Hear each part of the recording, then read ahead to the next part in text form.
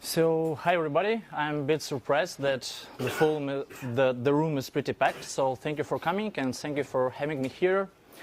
Today, I want to talk about the mutation testing and the way we should actually take to leave the Stone Age. So, a few things about myself. I'm a iOS developer by day, and in my spare time I'm actually hacking on compilers, and this is like basically my hobby, and this project actually my hobby itself. So if you're curious, you can find me on Twitter, and I have 2 blogs where I write about some low-level stuff, LLVM itself, and mutation testing also. And especially if you are into software testing and quality of software, then I recommend you to look at the last link, the system.test.org. There I and friends of mine, we are writing about different software, how it's tested, and so on and so forth. So it was a shameless plug. Yeah, this is the outline for today's talk. I will start with the quality of software, then I will talk a bit about the unit testing, then we will move towards mutation testing. Then I want to present the tool that I'm working on, and at the very end I will try to present a showcase, like real-life usage of this tool. But I'm afraid that I will not be able to give you like some stellar examples, but that's going to be interesting, I hope. Yeah, so I do software for about like 7 years now, I think, and I enjoy it a lot. But one thing that I'm concerned a bit is the fact that software is just like broken. Like essentially everything is broken, like browsers, compilers, operating system, games, just anything. It's full of bugs and it doesn't work, and so on and so forth. So we as developers, as computer scientists and engineers, we are trying to put as much as possible efforts in for decades to improve the software somehow. And there are some ways to do it. So, for instance, just today we had a great talk about formal verification of programs. But I don't know much about this topic, but as far as I know, we are not there yet. The tooling is great, it's improving, but it's quite hard to verify C or C++ because of this undefined behavior and so on. So another great approach is fast testing. Yeah, I think it's like here like for a while, and now since we have better computational power, we can apply it more efficiently. So, but I think there is no doubt that unit testing is the most widespread technique that is used by software developers, and yeah, it comes with a nice metric as well, which is code coverage. And yeah, today I want to focus just on this. I'm not going to talk about like flaws and advantages of fast testing or formal verification, but I definitely want to talk about unit testing and its problems. So yeah, how it works in general. We have some code, and yeah, this is like artificial example just to start. So we have some function, sum, that takes 2 integers and returns a sum of them. And for this function, what developer does, he writes a code like the assertion is that the sum of 5 and 10 is greater than 0, which is absolutely correct. It's a valid statement, but it's not enough because 5 multiplied by 10 also greater than 0. So if we run this test, then we see that 0 test has failed, 1 test passed, and the cut coverage is 100%. So it definitely has some. It might be misleading. The code coverage metric might be misleading, and I see that sometimes people are striving for this number, but the code quality is not the code quality, but the test quality is not as good, and there is no way to measure it. Actually, there is just no way how to assert how good our tests. So here comes the mutation testing. So I will try to explain the algorithm behind it, like very briefly. If there is something like completely unclear or like really confusing, just feel free to interrupt me and ask. I will elaborate. So yeah, what we do like normally with mutation testing, we have a program and we have a test suite. We then execute this test suite against that program, and if everything is good, if tests are passing, then we do the following. For the program, we take a mutant, we create a mutant out of the program. So we basically do some mutation on it.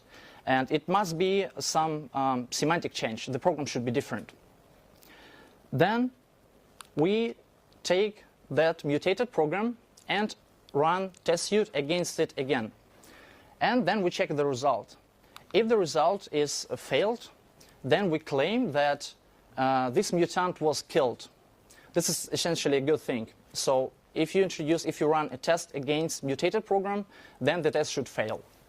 If that's not the case, then we claim that mutant is survived, and this is kind of bad. So it means that something is wrong, either code or the test. So here again, our initial example was the test and the program. So out of this program, we can generate many mutants, but I will just show a couple of them. So first one is we replace a plus b with a multiplied by b. And the second one, we replace a plus b with a minus b. Now, if we run the test against the first mutant, then it is still passes. So mutant is survived, and it gives us a hint that something is wrong. However, the second mutant was killed, and we are good to go here. So based on this example, we can derive few numbers. So the total amount of mutants is 2. One mutant was killed, one was survived. And mutation testing also comes with a metric called mutation score, and it's calculated by the formula on the screen, like killed mutants, amount of killed mutants divided by amount, or like total amount of mutants, and multiplied by 100%. So in this specific case, the mutation score is 50%, and it's not good. So again, you should not strive for 100% because you probably will not reach it anyway, but you can use it just as a hint. So higher mutation score is better.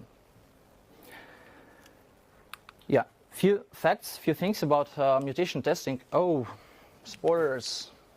Yeah, sorry.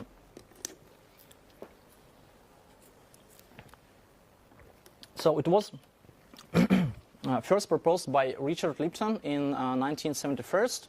I think it was called mutation analysis. So these are the same, kind of the same terms. So it was first implemented by Timothy Butt in 1980s, and I think it was for Fortran, but I'm not sure, so don't quote me on that.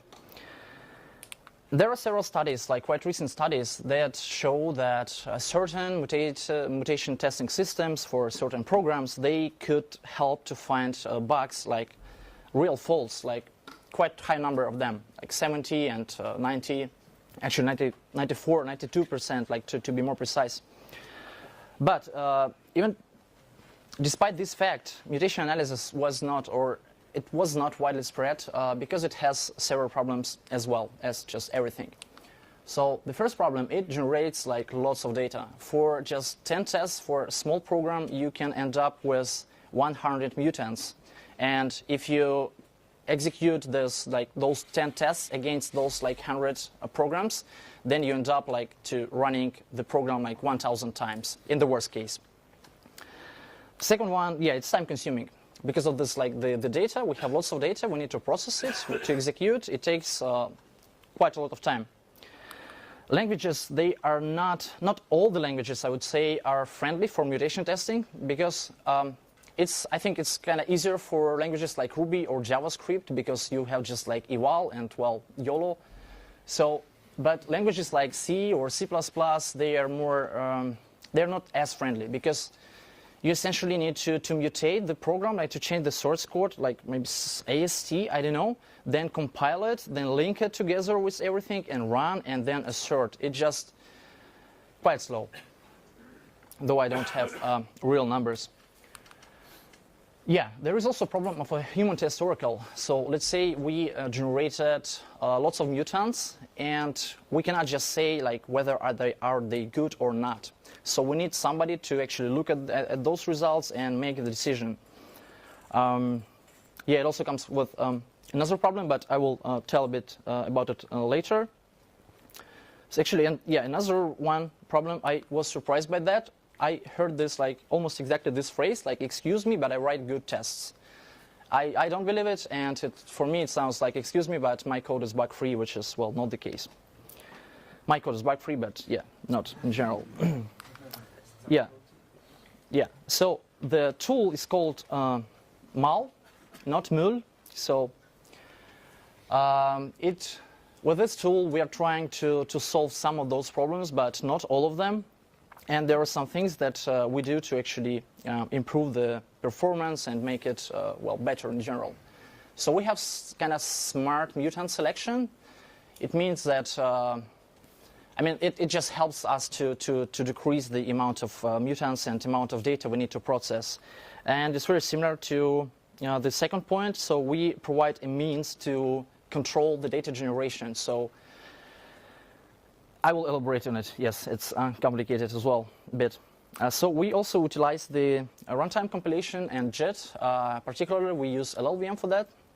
And it means that we don't need to link something. We don't need to recompile things that much. And we completely eliminate I/O, bottleneck of I/O in this case. So because of that, we are operating on the level of LLVM IR, which gives some nice things, but also comes with problems like sometimes you cannot like correspond the IR with the initial code. So they might be different, especially with C++, with all these templates in lining and so on and so forth. And the great thing that it is language agnostic, given that all the languages are built on top of LLVM. So if something is built on top of LLVM, then it's likely that we can use it.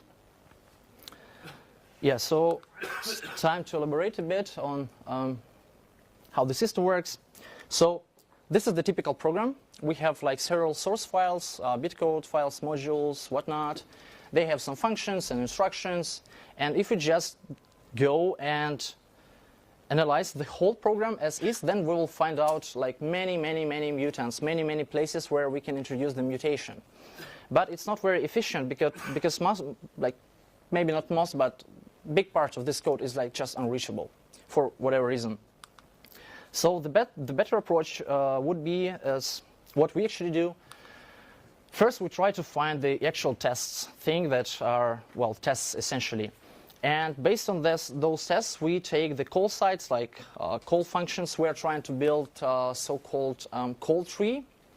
And based on this call tree, it's like on this slide, you can see some modules, they are not needed. So we can just eliminate them completely. We don't need to compile them. We don't need to analyze them. Just, I don't know, consumes less memory and so on and so forth.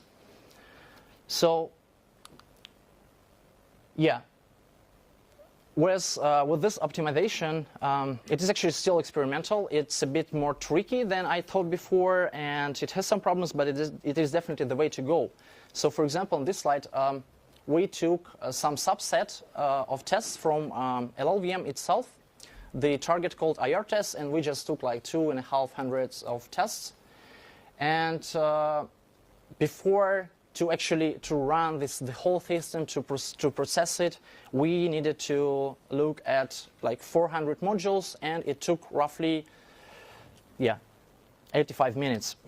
After this improvement, like cutting those like unused modules, we got like 3 times less modules, and almost it works like almost 2 times faster.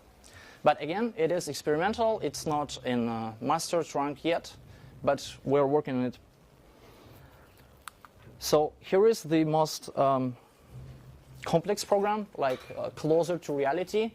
And here we can see that on the left, the functions on the left, they are tests, and they go some way to like via some distance. And it has some distance.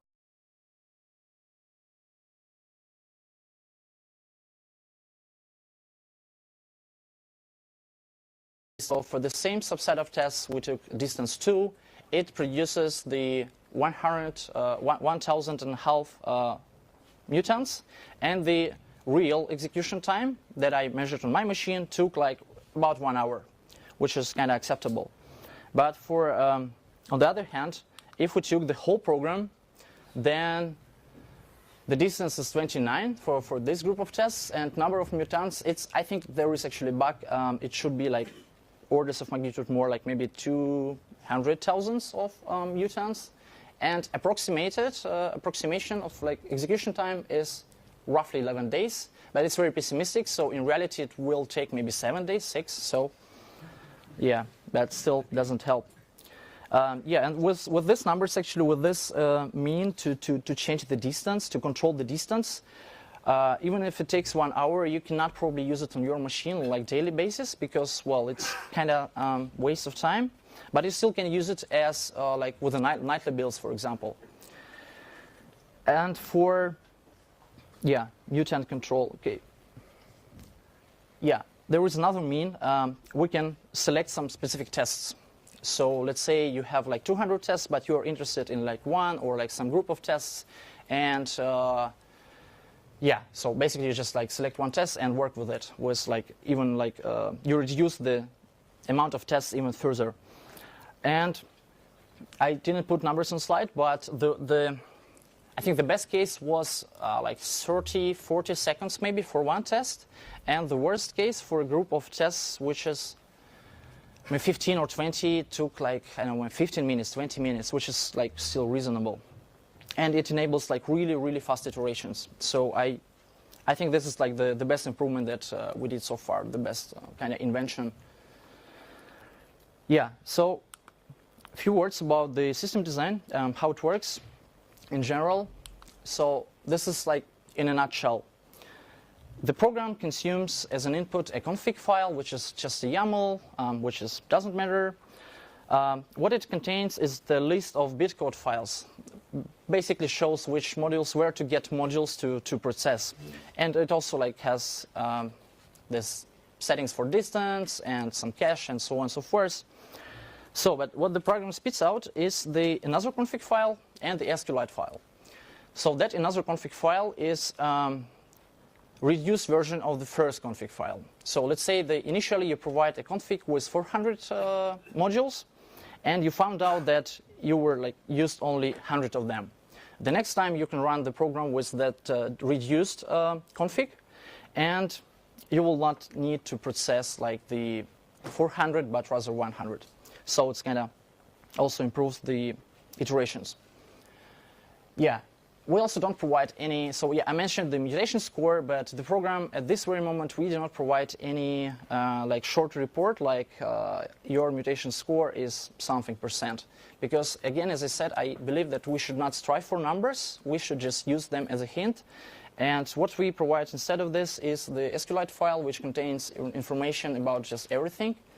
And it has the advantages. So if I run something and I get results, I can treat them in any way I want. And I don't have to restart the program again, wait like an hour or a week, and just, again, iterate faster.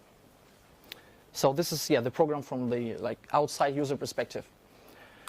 So internally it consists from several modules. One is kind of core. It has just a driver that well controls the basic system. It has a reporter, and it will be likely extended or replaced in the future. So instead of SQLite, you can report to the output or whatnot. One essential part actually is mutation operators. I didn't talk about them before, so I will just briefly explain what's that. So every mutation testing tool, they have some mutation operators. These are things that, like kind of rules that describe how you change your program. So it could be like replace plus with minus, like remove void function, or replace like a negate condition, for example, or I don't know, like skip the whole loop, for example, or like anything you can imagine. There are also some studies that do the mutation operators for Java, I think, and they go in further and they change the class hierarchies. Like they inject some classes, remove, and so on, just to screw the system up even more. Yeah, the second part is also like straightforward. It's a tool chain. Maybe it's not the best name, but it just like JIT compiler from LLVM and the object cache. So once we run the program once, we usually don't recompile biggest part of it with the next run. So it's also improves the speed. Yeah, the most important, in my opinion, the most important piece, the most important thing is the test framework. Basically, this is the one thing now that is abstract because it can be like Google Test, for example. If you want to run the tool against C++, then we have driver now and like all this infrastructure for Google Test. It could be also like XC test, for example, for Objective-C and Swift potentially. And just, I think 2 or 3 days ago, we merged the initial support for Rust. It's not production ready. I mean, the whole tool is not production ready, but the Rust, you can just take it and apply on any project, but we'll get there. Yeah, so kind of showcase. Initially, like a month ago, I wanted, when I was planning the slides and so on, I wanted to run the tool against the LLVM itself, gather some results, dive into it, and find something, probably something interesting. But the problem that I face that to actually make sense out of those mutations, I need to know the domain of the tool very well, which is not the case, unfortunately. I don't know the most part of the LLVM, like AP float and some other stuff. But the results are available online. They might be cumbersome and unclear and maybe cryptic because I'm in this context and I do understand everything there, but it's hard to understand. It's hard to know for me what people may need. So if you're into it and if you are interested, you may take a look and give some feedback. I would really appreciate it. Yeah. So again, some numbers for example that IR tests. Yeah, you can see here the mutation score is 43%, which is quite low, and I actually saw quite a few places that can be improved, but again, I cannot just do it easily and fast. I need to dive into this matter, which I didn't.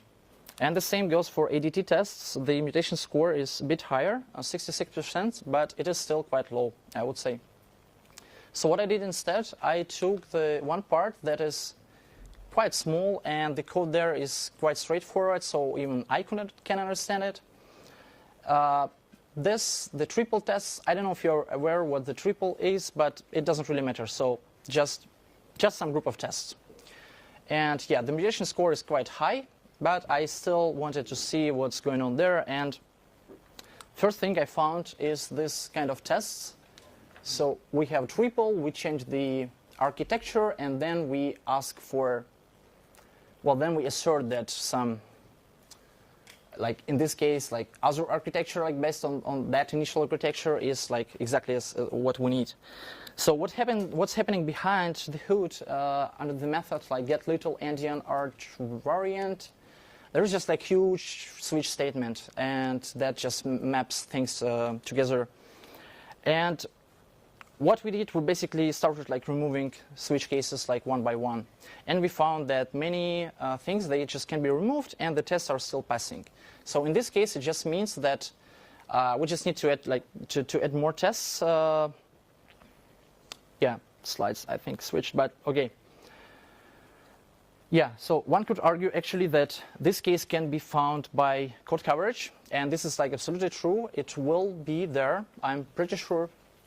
But the nice thing about the mutation testing in this case, that you get a report like this one, and you clearly see like what was removed. Like let's say you remove this case, and you see like which tests were affected by this. So basically, what tests you need to extend to improve to cover this case.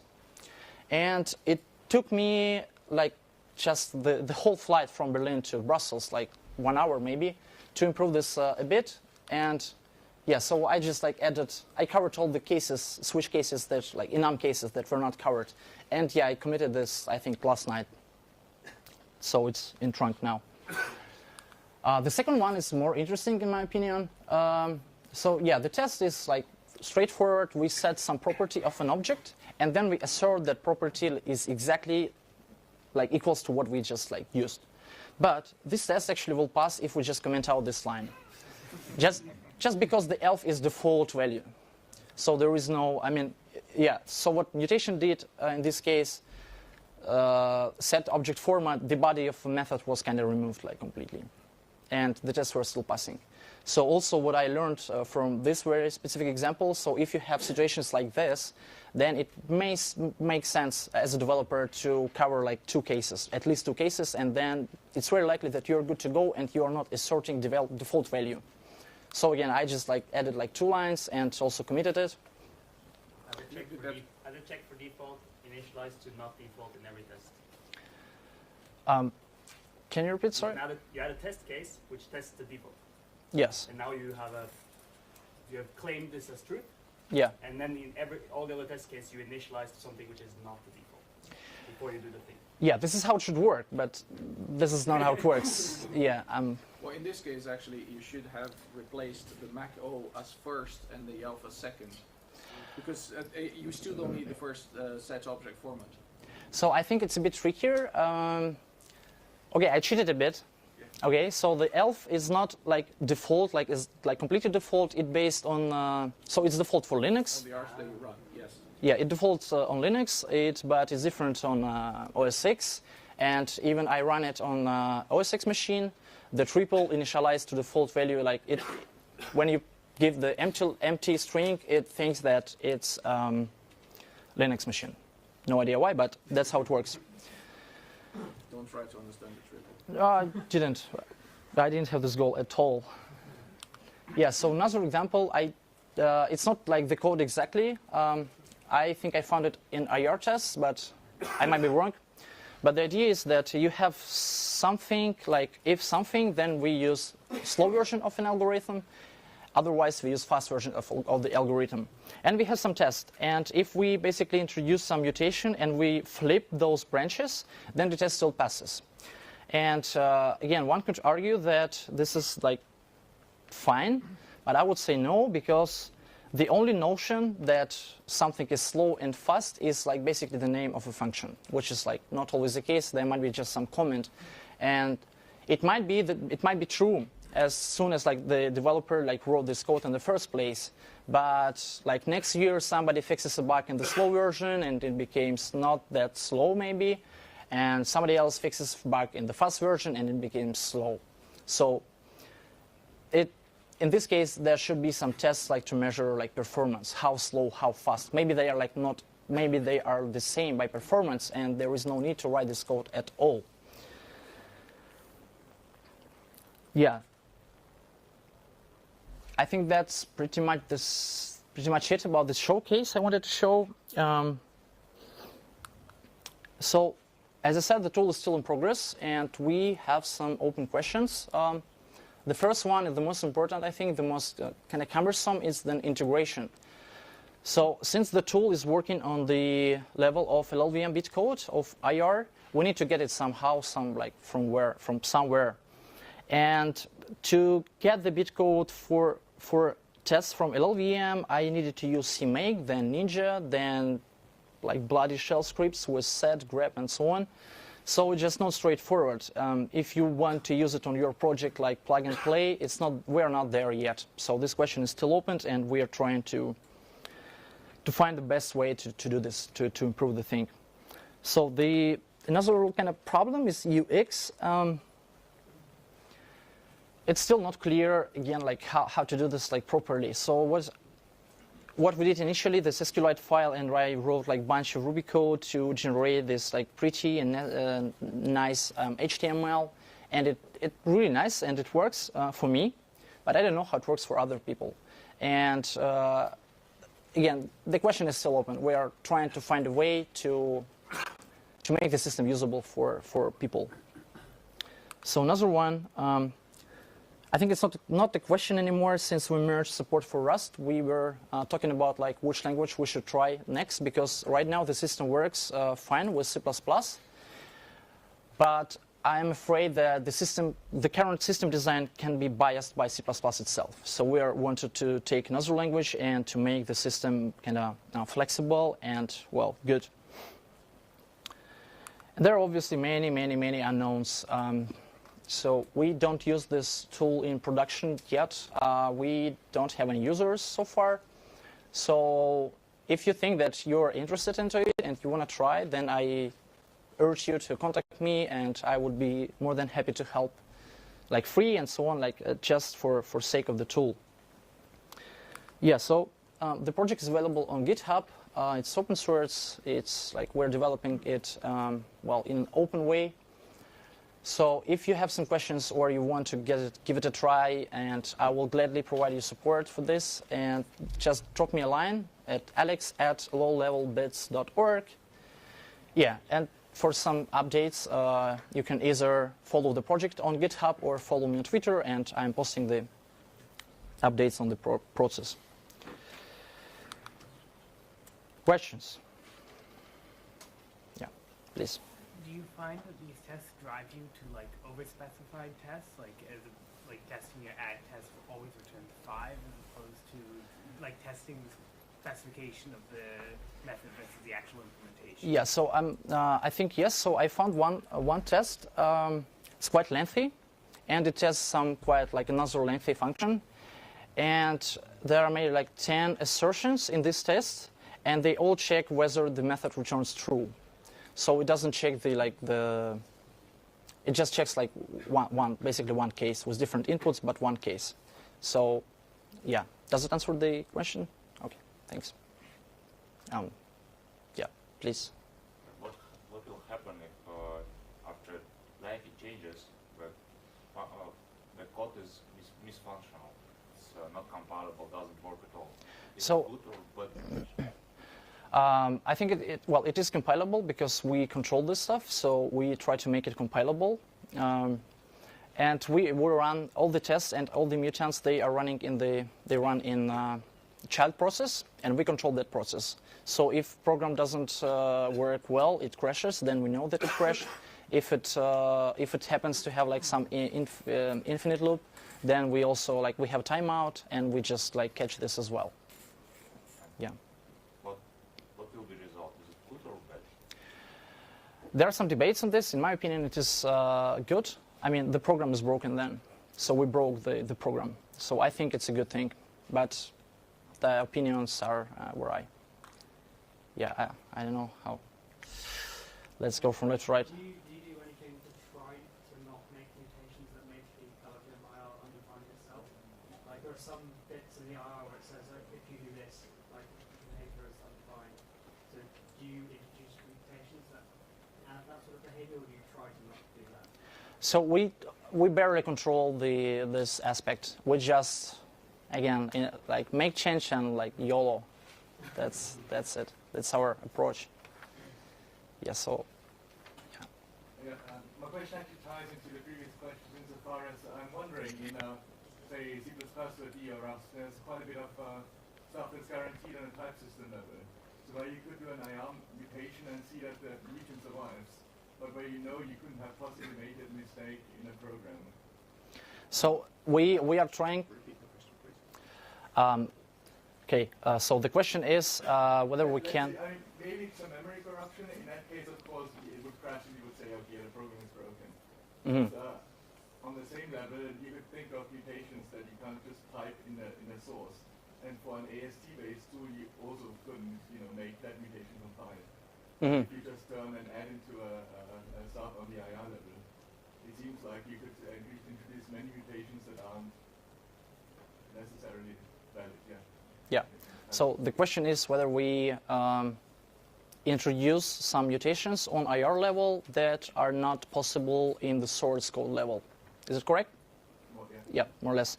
So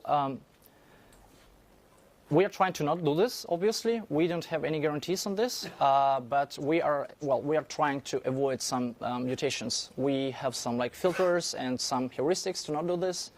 So for example, in case of C++, there are lots of code is coming from the standard library, for example. It just was inlined, and it happened to be the client code, basically. But if you mutate it, then it doesn't make any sense, because it's unlikely that you have a problem in standard library. That's not what I wanted to say, but you get it. Yeah. So there was another question, I think. Yep, please. Yeah, so I got the impression that maybe for some projects, if you want to get a better mutation score, maybe you start adding an order of magnitude more tests. Is Do you have any idea on how much pushback you would get in every time you want to make a change? Then for every line of code you change, you have to change 10 times more lines of tests, and it slows down your project because of that. Well, then Would that's that be a badly pushback? written tests. Yeah, but I don't know. The mutation score is good. It's good tests. So The again, mutation is good, but then those tests that he added should never be changed because they should be right. And then if they're not, it's his fault. yeah. So I'm just wondering if there's any experience by anyone in practice or real So practice. I don't have any experience in practice that can contradict or approve your statement, but it can be. Right, Yeah, okay. it can be. So yeah, please.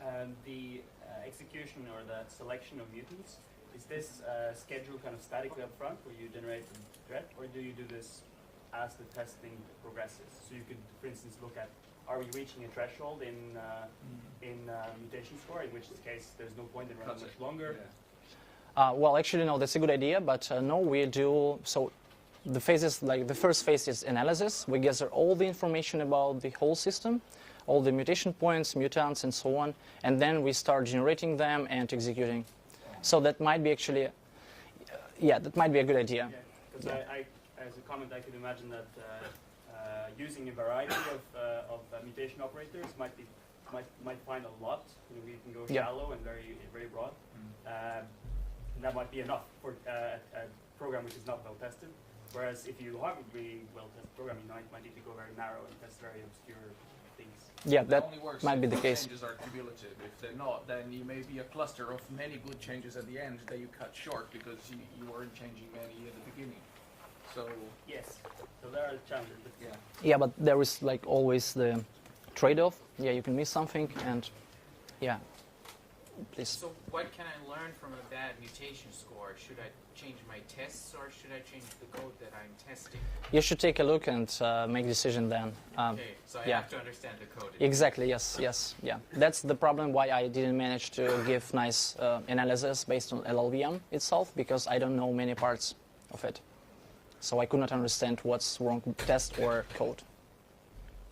That's Yeah. it. No, we have Let- only 2 minutes to switch. Okay, one Ah. last question. Sorry. Yeah. Do you have any plans for parallel execution or stuff like that? So For practical? not yet. Well, we do have plans, like obviously, but they are like long term, not something that we'll do soon. Yeah. So thanks for questions.